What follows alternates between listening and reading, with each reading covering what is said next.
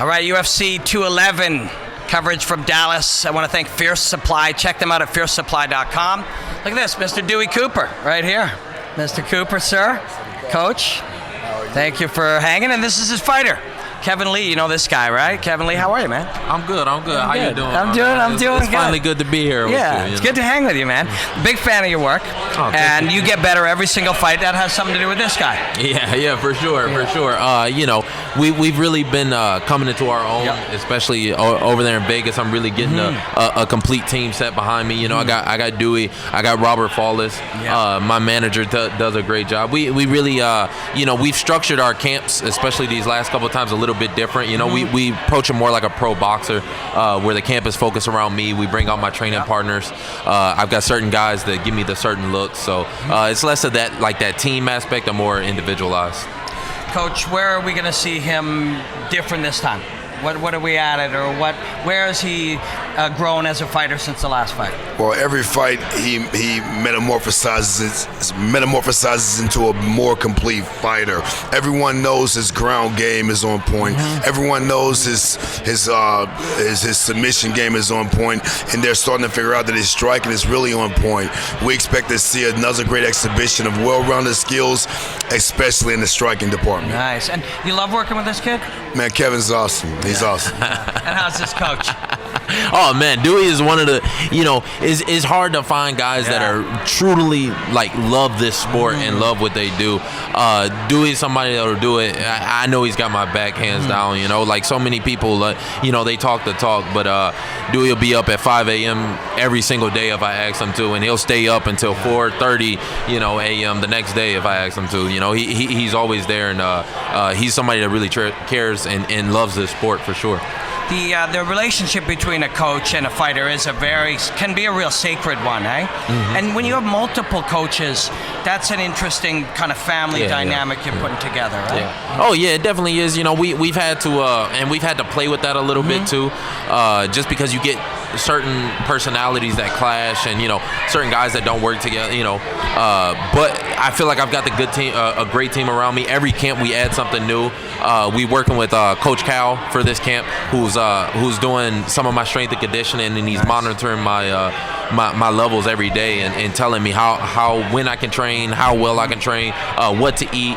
So I'm just adding on new stuff every camp, but I always make sure that coach blends in with the same philosophy as the rest of my coaches, whether that goes for strength and conditioning, my wrestling, my jiu-jitsu, my striking, whatever. MMA, you got to be complete, and I try and be the most complete fighter out there. When you're building you know what I mean? You're building the robot fighting machine that is you. The mind, the physical. That's an exciting part of your life. To be able to go and just kind of play with the recipe of what is you, the fighter. And that's why you got to have, like you said, it's a big difference between the coaches too. You can't have a coach with a big ego, because this game is so different. Everybody can fight so different. There's no two fighters that fight alike, and sometimes you'll get guys that are great at jiu-jitsu and have the best jiu-jitsu in the world, but they make horrible coaches because they aren't open to other styles and being able to let you just be you. They just want you to be them, and they try and live through you. But I've got coaches that really want to see me do my best, and they let me go out there and just be me. They give me pointers, but they don't necessarily try and blend me into any one style. They let me just be what I do. Cool.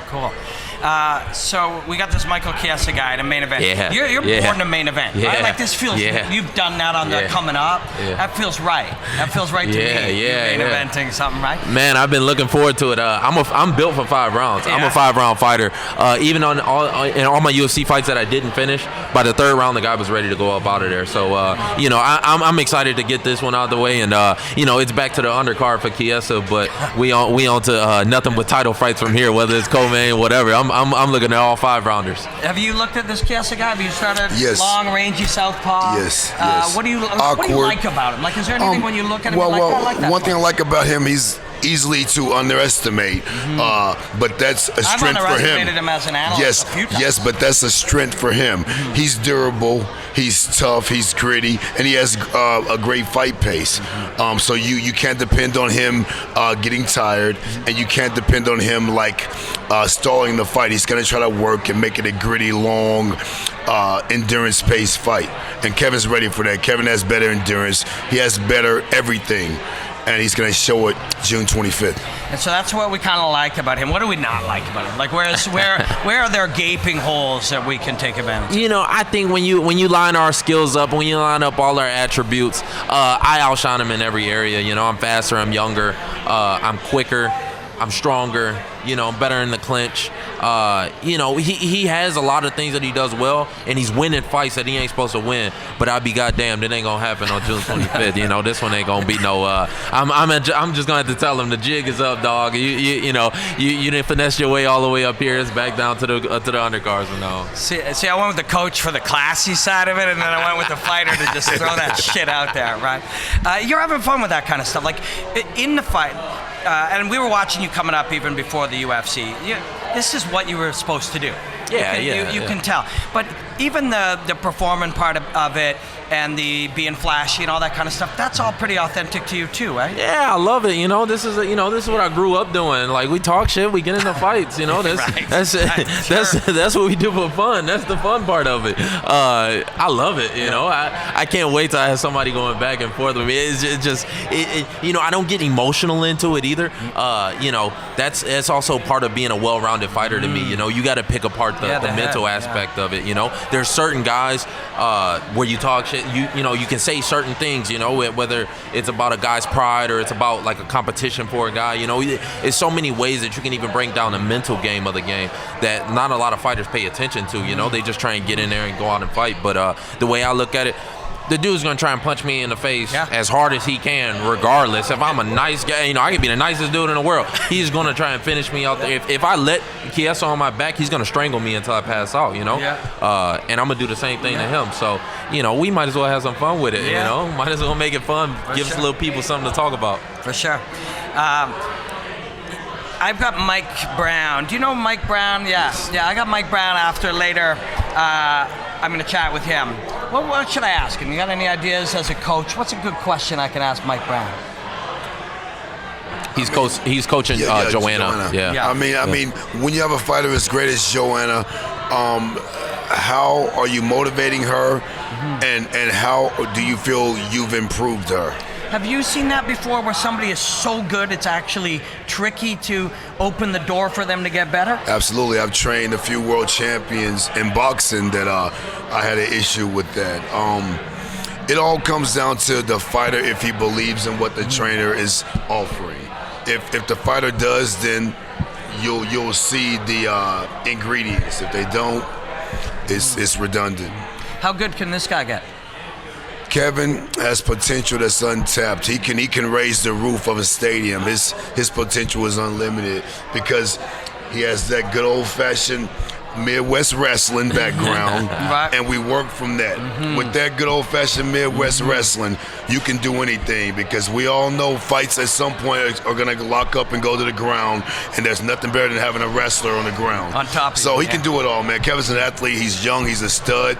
He's a diligent student. He's open to learning different things, and he shows it every fight. This fight will not be any differently. When you hear that from somebody you respect at that level, you know that that's true, that it's up to you how far you can really go, that you have some control in your life and what you're going to achieve?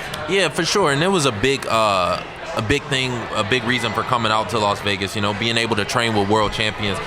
Dewey's trained many world champions before, so he knows what it takes. Same thing with Robert Follis, he's trained many world champions. So when I got guys like that it just adds to the confidence, because sometimes but you don't really know. You know what I mean? You can be as confident as you want to. And so is the other 9 guys, and which of us actually can do it? Exactly. But when you have somebody that's already done it, and not just done it for themselves, but have trained other people to do it as well. Dewey's a multiple-time kickboxing champion himself, and trained champions, so he knows what he's talking about. So that just adds fuel to the fire, and just I got to make sure I balance it, but it definitely helps.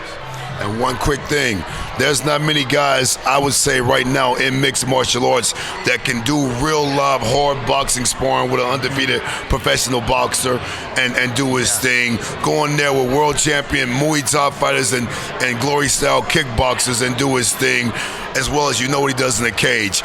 I put Kevin up against world-class, top-level kickboxers, straight kickboxing, and he struck it out with them, landing head kicks on them. I've seen him go 8 rounds with my Uzbekistan undefeated 17-0 with 14 KO junior middleweight boxer, and he held his own with him. These guys are knocking everyone out in the gym.